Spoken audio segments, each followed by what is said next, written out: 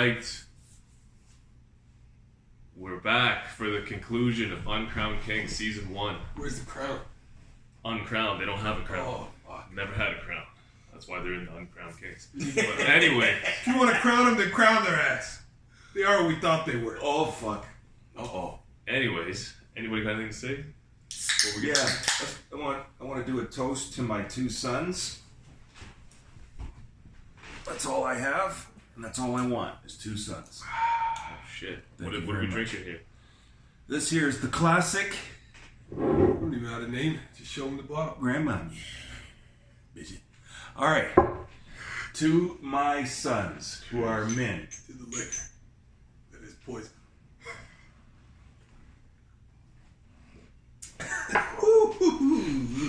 Takes it back. With some 5%, 4.5%. Beautiful cider. Alright. So now we got that out of the way, you know. All right, Marsh. Put hair in your What's chest. happening? We got. Get that up to the top. Cleveland Big Cat Williams with a record of 80-13-1 with 60 knockouts. Notable victories over Wayne Bethea and Jimmy Ellis, I believe, right? No, Wayne Bethea and Ernie Terrell. Ernie Terrell. Fuck. Sorry. And in how many times are you gonna ask? You gonna remember his notable victory? Lord, can we put your phone on silent? You know, So good. Oh, yeah. I'm sorry, folks. Silent. I'm new at this shit. Not, you know, it's not the 15th video. Silent. We used to remember his shit. And just so you know, this is the 3rd place match, bronze medal match. 3rd place. 3rd place is the lowest spot on the podium, but at least they're on the podium. This is the bronze. And in this corner, we got Derek War Chisora with a record of 32-9 and 23 knockouts. I'm going to say it again. Doesn't really have a notable victory. His biggest wins would be over Carlos Takam and David Price. Yeah. Del Boy. Biggest wins. Not notable. Yeah, that's right. Not notable. Big. Yeah. Please, any bricks out there, please tell me what a Del Boy is. And for the tail of the tape, turn over to Reese. Okay, Cleveland Big Cat Williams. 6'3.5", 80-inch reach. Weighed in about 229. Derek Chisora. 6'1.5", 74-inch reach. Weighed in at his best 246. This is going to be a war.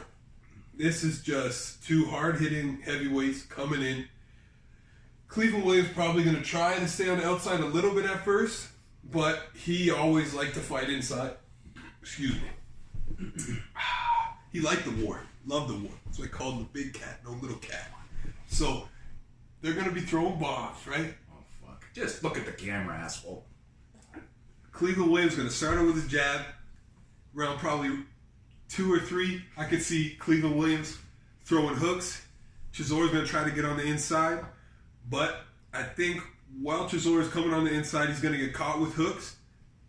And I think he's going to get worn down by just getting caught every time he comes in because Williams is significantly faster and taller than Chisora with a longer reach than Chisora. I see Williams winning a unanimous decision based on countering Chisora when he comes in. Cleveland Big Cat. UD. Okay. Chisora is a slow starter, so that's something we have to think about. He has a reach disadvantage, height disadvantage. He's slower feet. Probably doesn't throw his shots as clean as Cleveland does. Yeah, I see Cleveland as being the physically superior in pretty much every way in this fight. This is a tough fight. If you look at the fights that Chisora had leading up to this, he could bully guys like Ken Norton, Archie Moore. Archie Moore, top 10 all-time great. You know who you are. Even in my opinion, I thought he could pull it off against Tommy Morrison. This fight, he's not going to be able to bully the bigger, stronger man. Yes, he outweighs the guy by about 10 pounds, but he's got the smaller frame.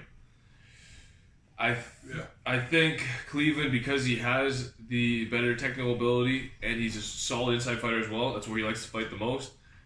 I think he'll be technically like outpointing him early, and then Chisora will cut the ring off and get to him at some point, and it'll turn into an absolute dogfight. It'll be back and forth.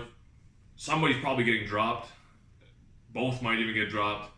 I just think Cleveland Williams will win the close rounds early, which will be the telling tale of this fight. So it'll be a split decision, close fight, down to the end for Cleveland Williams. Big Cat. Very good. So you got unanimous decision? I have unanimous. based on him hitting him with counter left hooks as he comes in. Cleveland Big Cat. Okay, so you have unanimous? Unanimous. What do you have? Split. Fuck's sakes. I didn't have to go down, left, right, No. just straight. Just the Split. answer. No. Split. Detours on this road. Go ahead.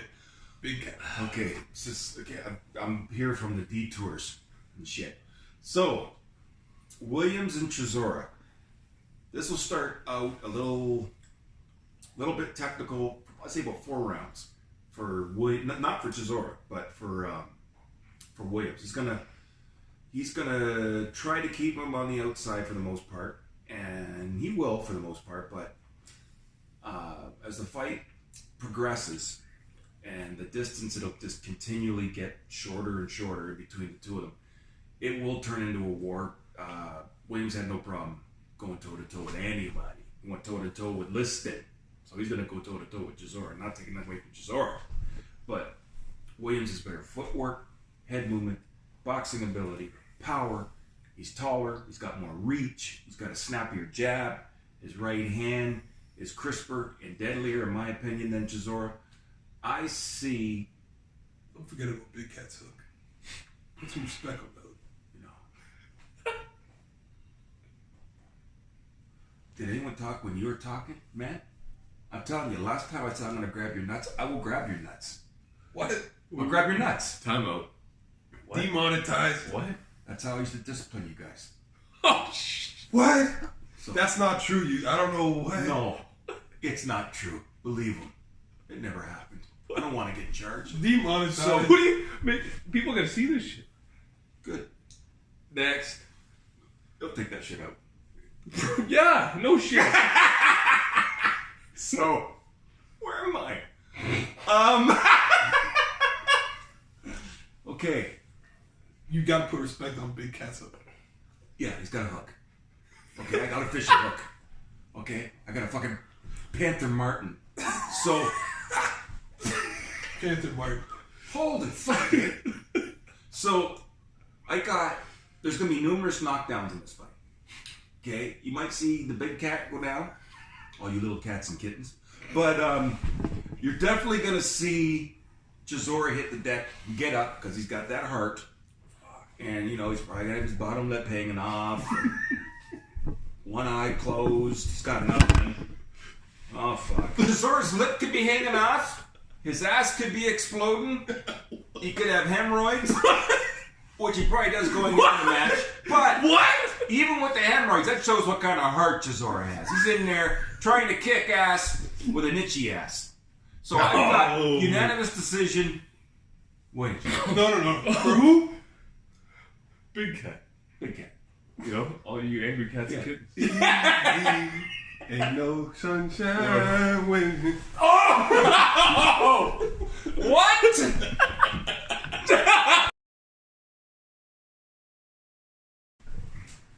All right.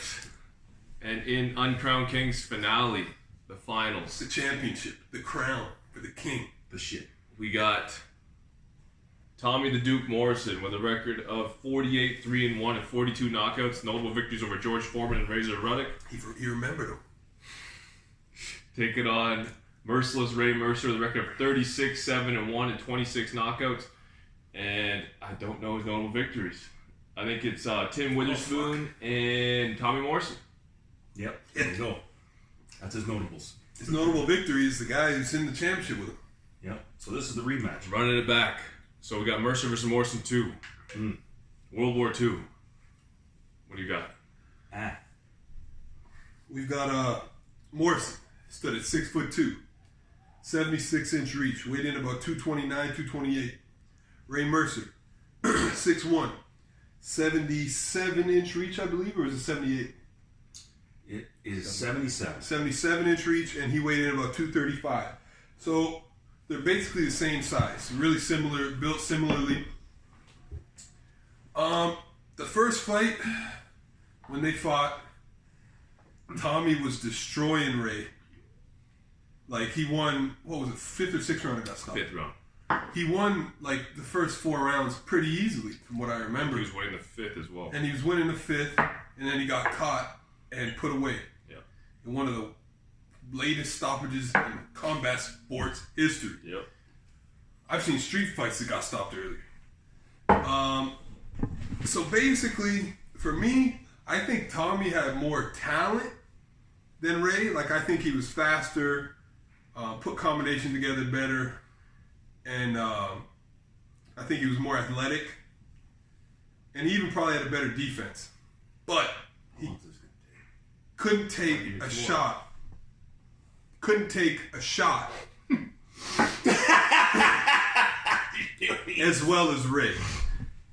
So here's the thing. I think it would start out basically the same. Tommy would be winning it, probably controlling it with his jab, slipping punches, hooks. But I think Ray would eventually catch him again later down the line. It might go a little later this time. And Ray would probably stop him again because Ray had a chin made of granite and he never slowed down. Tommy didn't have a bad chin, but he's been stopped before. So I'm going to have to go with Ray. He wins the rematch. Rest in peace, Tommy, though. I'm a huge Tommy Morrison. How does he win, Summersby? Knockout! Cold like the first time? Is he sleeping? I hope we got a different ref. Because I don't want Tommy. We need to preserve his brain cells. He was being tempered. And you need We that need a as different boxer. ref. If you haven't seen the first fight, watch it. That ref is a sadist. He's fucked. Yeah, the word is saddest. But yeah, he was a Sadist. He was a sadist too, I guess. It's called sadism. So I'm up now. See, Yeah, he's stop, up. Stop talking. No more speaking. Fuck You off. be quiet as well. Thanks. Appreciate it. Good. We're good? Tend to my loins. So, okay. So, if you watch the first fight, Tommy has all of the technical advantages, which is surprising because Ray Mercer has a gold medal in the Olympics. Highly touted. You're right, Mercer. It's surprising. You don't expect it. Body punching, he was doing better body punching. Combination punching, he had Mercer on the back foot. He was winning all aspects of the fight. He was out jabbing him. I think a big thing that plays in this fight is the fact that Tommy Morrison was a kid when he fought Ray Mercer. Fuck. He was 22 years old when 22. when he fought Ray Mercer. Ray Mercer was 30. So one man's in his physical prime. One man's not even close to the peak of the mountain yet. And he still was doing that well. I think if the fight was 3 or 4 years later, Tommy would outlast him and would win on points. Yeah, if Tommy was older, I think he would have won too. So if you take a 30-year-old Ray Mercer and the Tommy that beat George Foreman, which I think was 2 years after the Mercer fight, Around there, yeah. 2 years. yeah, that 2 Tommy years. would have beat Ray. I think that Tommy beats Ray Mercer. So I think we gotta go prime versus prime. 22-year-old Tommy's not prime Tommy. I'm taking prime Tommy Morrison to Not beat. at all. Yeah, I'm Not taking even close. prime Tommy beats prime Ray Mercer. His prime was about 5 years away. Tommy the Duke. And heavyweights age later. Look at George Foreman. Yes. So Or how age do you- slower. And their It's primes slower, like- yes. How do you have the Duke winning? I think the Duke wins on points. Okay. I don't see him stopping Ray. UD or split. And I see him not. He's still going to get hit by Ray, but I don't think he gets knocked out like that because he'd never been hit by a guy like Ray Mercer at that point in his career. Look at the names he fought. I think the biggest name he had before Ray Mercer was Pinklon Thomas, and Pinklon's not known to be a big puncher.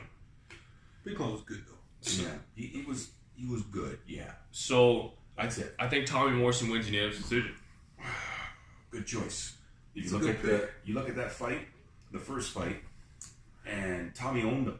Tommy owned owned Mercer the whole fight up until those last few seconds where Tommy got destroyed. He and nothing against Tommy. He got caught and he was probably a little tired, like I was telling these guys earlier. And all that combined was cumulative damage, whatever. He just got caught. It's heavyweights. Here's how I see it. Let's take it. This is the rematch, okay? It'll be called Mercer Morrison because Mercer won the first fight. So it'll be Mercer Morrison 2. They both know each other inside and out. Especially Tommy knows Mercer. So Tommy's going to be working on his boxing. Tommy's going to be working on his boxing big time and then loading up with the right when he has to. Mercer, he's going to come into the fight, I think, the exact same. He might come in a little bit better cardio-wise, but when it comes to Skills? skills and strategy and tactics, I think it's going to be basically the same for Mercer. So this is going to be basically a tactical fight for, I'd say close to 8 rounds. It's going to be tactical. It's going to be tough. It's going to be, they're going to be up and downs. They're going to get close and toe-to-toe every now and then, but it's going to be basically 90% tactical. Then after about round 8, round 9 on, the gas tanks are starting to get a little less, and they're going to be stepping toe-to-toe more and more. Now, I know I picked Mercer. I thought he was going to go all the way, but I pick a unanimous decision, Tommy the Duke Morrison. Whoa! I didn't see that coming at all. What? Tommy the Duke Morrison. Damn, I didn't see that shit coming at all. In my opinion... That shit came from left field. What are you going to say there? In my opinion, and Mercer is a finely tuned boxer, man. I'm telling Monster you. boxer. I think Tommy is a better technician. He was. That's a fact. I'm talking feet, lateral movement, head movement, slipping, and boxing, just boxing ability. And if he had to, he can slug. And you think that Tommy was just a little bit too inexperienced the first fight? Big time. Mm-hmm. That makes a lot of People sense. don't look at that because he's I didn't even realize he was that young. Because it was for the WBO World Championship. People don't realize that he was that young. Yeah, 22 years old, but he was more mature and more like Physically imposing than most men ever are on their best fucking day. Okay? Tommy the Duke Morrison, man all the way. So is Mercer. But that rematch can go either way. But if I'm to pick it, and that's what I'm doing right now, I'm picking it. You at the picket line? I got, holy fuck, man. I got Morrison, unanimous decision. Unanimous. You have Mercer. I have Mercer by late KO. KO or TKO? Late stop. Tommy the Duke Morrison is our Uncrowned Kings. Not gonna lie, that winner. makes me happy as hell because Tommy is one of my favorite. All right, heavyweights guys. ever. All right, who wants to do I a love toast? Tommy the Duke. Cheers to the Duke. The Duke. Rest in peace, Tommy. Rest in peace, Tommy. Oh, Tommy. this is sweet ass shit Bro. right there.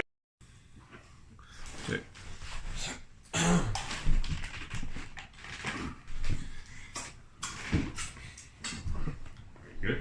I'm good, Bossy. All right.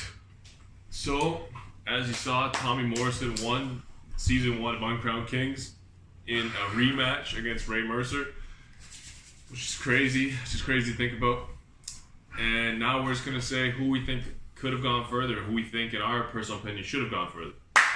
Start us off. I think Ike Ibeabuchi, he just threw a horrible end of the stick, matching up with Mercer in the first round. Man, who ended up losing the split decision in the finals. That dude was one of the probably top 4 or 5 fighters in the tournament, and he got out the first round. So yeah, I thought he could have definitely went further. The president. My opinion, He was the first black president. I think Dillian White drawing Cleveland Williams first. I thought he would win that fight, and then Cleveland ended up becoming the bronze medalist. Oh, big time. So it's just interesting, man. I don't think Dillian would have beaten Tommy or Ray in the finals. I don't think he would beat either one of them. But I think if he had not drew Cleveland Williams, he could have been here for a while, and we'd be talking about him a lot more. I think Ike, the first black president of Ibeabuchi. Dylan White too, but in my opinion, I think Ibeabuchi's better. Yeah, he is. Than I Dylan like White. Dylan White. Ibeabuchi's better. I think that was one of the dark horses, no pun intended. Was one of the ones I think that could have possibly gone to the final. Won it, who knows, but he had a really good shot at going to the final. It's all to do with the luck of the draw. Styles make fights and all that, and that guy had a lot of talent, man. He had a lot of everything going for him. Chin. He could box, even though you rarely saw him box. Dude was durable as hell. Big time. He went away to prison because, he's a piece of shit. But come talk to me, Ike, if you got a problem. Allegedly. Yeah, well, you don't go to, you don't. Anyway, Well, it's not alleged. Technically, yeah. come talk to me. You got a problem. What? The thing is, if you didn't do it, It wasn't alleged because he went to if prison. you didn't do it, Allegedly. you know what? God knows. the government owes you billions. But to screw your life over like that and destroy your career like that and screw over all the fans like that is shit, in my opinion. It was you changed history big time in boxing. And you could have been world heavyweight champion for real, and you could have won these guys' tournament. It's too bad. What's C? What's C? A, B, what's C? Is there a C? Well, when I get to know my alphabets, I'll know. I must learn how to read it. Anyways, cheers. Yeah. Anyway, fuck off with your cheers. We're gonna cheers anyway. Okay. To what? Reese. This is to no ball grabs. I don't do it anymore. And if you did, They're too old. it's good night, Jim Kite.